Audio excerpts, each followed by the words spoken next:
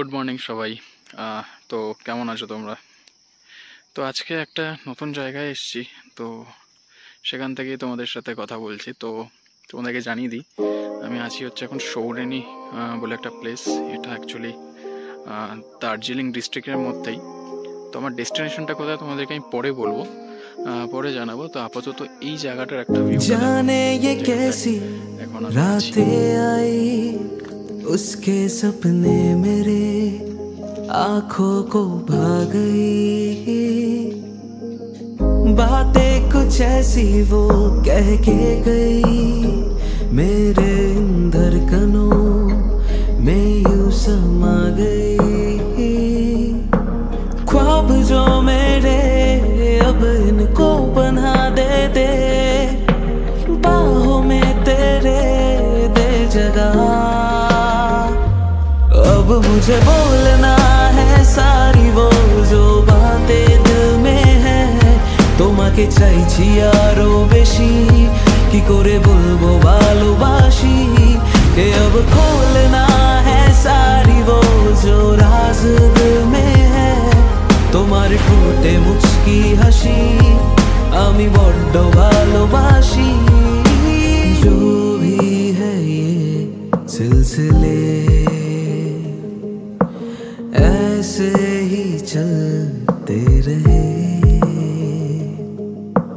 तू साथ तो है ना।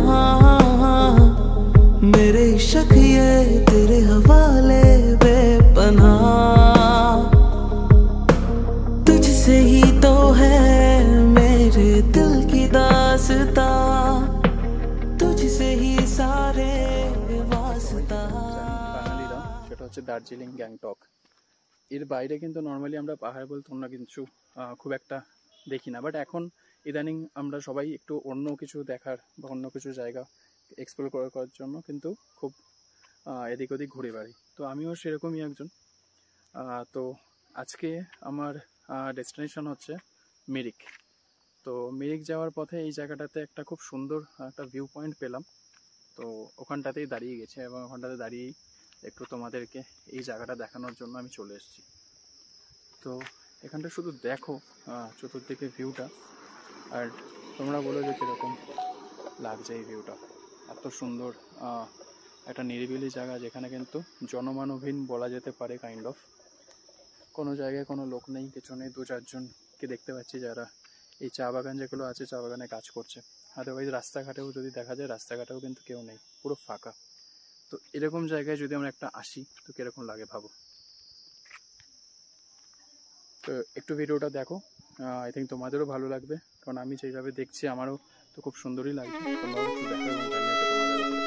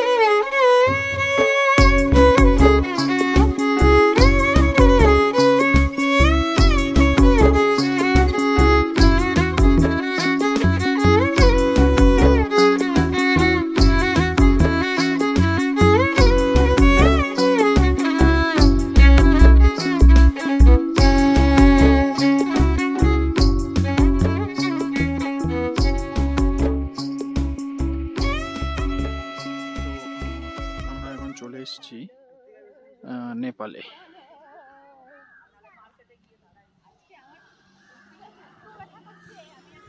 কেন আমি নেপাল কেন বলছি, এটা হচ্ছে বেসিক্যালি সীমানা অঞ্চলটা। পশুপতি, তোমরা যারা এসছো পশুপতি ক্রস করে আসলেই অ্যারাউন্ড 6.5 কিলোমিটার এগিয়ে আসলেই কিন্তু এই এরিয়াটা পড়ে, যেটাকে সীমানা বলা হয়। তো তোমরা যদি আগে এই সামনের দিকে এখানে যে বাড়িঘরগুলো দেখছো, এটা কিন্তু নেপাল বেসিক্যালি। তো আমি ওই জন্যই বললাম যে আমরা এখন নেপালে আছি। দেখো জায়গাটা চতুর্দিকটা কি সুন্দর লাগছে, কি সুন্দর ভিউ পয়েন্ট। তো তোমরা যারা পশুপতিতে আসো, পশুপতি আসার সাথে সাথে তোমাদেরকে আমি বলবো এই সীমানা জায়গাটাতেও আসতে পারো। এটা পশুপতি থেকে অ্যারাউন্ড 6.5 কিলোমিটার কিন্তু ভেতরে আরও আসতে হবে, তবে কিন্তু তোমরা এই জায়গাটাতে আসতে পারবে। বাট একটাই, এখানে কিন্তু টেম্পারেচার প্রচণ্ড ডাউন, প্রচণ্ড ঠান্ডা চতুর্দিকে। আর এখন চলছে সবে জাস্ট ডিসেম্বরের, আজকে 1 ডিসেম্বর, 1 তারিখে আমি এসেছি। তো অলমোস্ট আমি এখনও টেম্পারেচার দেখতে পাচ্ছি না, বিকজ নেটও কাজ করছে না। তবে যেটুকুনি ফিল করছি অ্যারাউন্ড 7 to 8 তো মিনিমাম হবেই। তো জাস্ট ডিসেম্বরের 1 তারিখ পড়েছে, ভাবো এটা যখন আর একটু যখন ঠান্ডাটা পড়বে তখন এখানে টেম্পারেচার কোথায় যাবে। তো এই জায়গাটা কিন্তু আসতে পারো তোমরা, এসে কিন্তু এনজয় করতে পারবে, এটুকুনি তো আমি বলতে পারি। তো এখন জাস্ট একটু আমরা কিছু খেয়ে নিলাম। খেয়েছিলাম হচ্ছে তোমার মোমো, 1 প্লেট মোমো আর 2 প্লেট ওয়াই আমরা নিয়েছিলাম। তো নিয়ে এখানটায় বেশ বসার জায়গা আছে সুন্দর। অ্যান্ড সামনেটাতে যদি একটু দেখো, এখান থেকে অ্যাকচুয়ালি কাঞ্চনজঙ্ঘারও বেশ ভিউ পাওয়া যায়। তো ওটাকে একটু দেখার চেষ্টা করছিলাম, যদিও খুব একটা ক্লিয়ার নয়। সামনেটা যদি দেখো একটু বুঝতে পারবে। অ্যাকচুয়ালি অনেকটা মেঘ রয়েছে, কুয়াশাও রয়েছে, সব কিছুর জন্য সব কিছু মিলিয়ে মিশিয়ে তাই খুব একটা অত পরিষ্কার বোঝা যাচ্ছে না মোবাইলে, মানে তোমরা স্ক্রিনে হয়তো খুব একটা পরিষ্কার দেখতে পাচ্ছ না। বাট আমরা ওখান থেকে বসে একটু ভিজিবিলিটি পেয়েছিলাম, তো সেটাই এখন তোমাদেরকে দেখাচ্ছি, ওটাই দেখতে পারো। আর এই সামনে জায়গাটা কিন্তু পুরোটাই কিন্তু নেপাল। তো এটা হচ্ছে অ্যাকচুয়ালি নেপালের বেসিক্যালি ইস্টার্ন সাইডটা পড়ে। এটা হচ্ছে নেপালের ইস্টার্ন সাইড, আমাদের ইন্ডিয়ার বা বেঙ্গলের ওয়েস্টার্ন সাইডটা হচ্ছে পশ্চিমের দিকটা, আর এটা নেপালের কিন্তু পূর্ব দিকে এই জায়গাটা। তো এই নিচে এখানটায় দেখো, এইখানটা যদি একটা ফলো করে, এখানটা কিন্তু একটা ওয়াটারফলের জায়গা রয়েছে। তো এখন এই উইন্টারের জন্য ওখানে তো কোনো ঝর্ণা বা কিছু দেখা যাচ্ছে না। আই থিঙ্ক বর্ষাকালে জায়গাটা দিয়ে নিশ্চয়ই জল টল পড়ে বোধহয়, মানে ঝর্ণা পড়ে। তো এখন তো এটা শুকনো। তো এই যে বসার জায়গা দেখছো, এরকম অনেকেই এখানে বসে থাকে। এখানে অনেক দোকান রয়েছে, মানে চা কফি থেকে শুরু করে ছোটো স্ন্যাক্স মানে তো এই ওয়াই আর মোমোই পাওয়া যাচ্ছিলো। তো এই আর কি খেলাম আমরা, খেয়ে দিয়ে এখানে একটু আর কি বসতে এসেছিলাম। তো ভালোই লাগছে। তো আবার যদি এখানে দেখো হালকা বোঝা যাচ্ছে, মানে আমরা হালকা বুঝতে পারছিলাম কাঞ্চনজঙ্ঘার ভিউটা। তো অলরেডি যেমন তোমাদেরকে আমি প্রথমেই দেখিয়ে দিয়েছিলাম যে আমি কোথায় এসেছি। তা এখানে একটু বোর্ডটা দেখো, তাহলে বুঝতে পারবে যে আমি প্রথমে কেন বলেছিলাম যে আমরা নেপালে আছি। তো এখানে দেখো কে লেখা আছে বোর্ডে, নেপাল বর্ডার 0 কিলোমিটার। তার মানে দেখতে গেলে কাইন্ড অফ নেপালেই কিন্তু আমরা রয়েছি।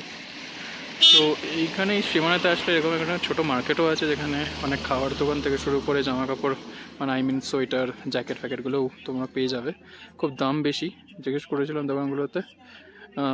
যেমন আমরা ওয়াই খেলাম, মোমো খেলাম, 2টো ওয়াই আর 1 প্লেট মোমো নামাতে আমাদের 220 টাকা বিল হলো। তো অনেকটাই বেশি, যেটা প্লাস সোয়েটারেরও যে দামগুলো সেটাও কিন্তু অনেকটা বেশি লাগলো মনে হলো। আর এই দিকটায় যদি একটু দেখো, এখন কিছুটাও হলো ভিজিবিলিটিটা আসলো, তাই তোমাদেরকে একবার দেখাচ্ছি। সেটা হচ্ছে এখান থেকে যদি পিকগুলো তোমরা বুঝতে পারো, ক্যামেরাতে অতটা বোঝা যাচ্ছে না আমার ফোন থেকে, বাট যদি হালকা বোঝা যায়, যদি তো দেখো ওখানে কিন্তু কাঞ্চনজঙ্ঘার হালকা ভিজিবিলিটি আসছে। তাও এতক্ষণ ধরে যখন প্রথমে এসেছিলাম অনেকটাই পুরোটাই ক্লাউড ছিল, এখন তো ক্লাউডটা একটু কাটাতে পরিষ্কার হওয়াতে তাও এই ভিজিবিলিটিটা পাওয়া গেল। তো এটাই ছিল এই মিরিকের, মানে মিরিক থেকে এগিয়ে এসে পশুপতি ক্রস করে যে সীমানা অঞ্চলটা, তো সীমানাটা তোমাদেরকে এখানে আমি দেখালাম। তো জানিও কীরকম লাগলো ভিডিওটা। তো এটাই ছিল মিরিক পর্বের পার্ট 1, যেখানে তোমাদেরকে আমি সীমানার অঞ্চলটা একটু দেখালাম, এই জায়গাটাকে কভার করার চেষ্টা করলাম। তো জানিও কেমন লাগলো ভিডিওটা, এবং কারা কারা এসছো, কারা কারা এই জায়গাটাকে অলরেডি এক্সপ্লোর করে গেছো। তো ভালো লাগলে, এবং অবশ্যই যদি ভিডিওটা ভালো লাগে তোমাদের কিন্তু প্রিয়জনদের সাথে ভিডিওটা শেয়ার করে দিও। তো চলো এরপরে দেখা হচ্ছে মিরিকের পার্ট 2, যেটা নেক্সট ব্লগে, নেক্সট পার্টে তোমরা দেখতে পাবে।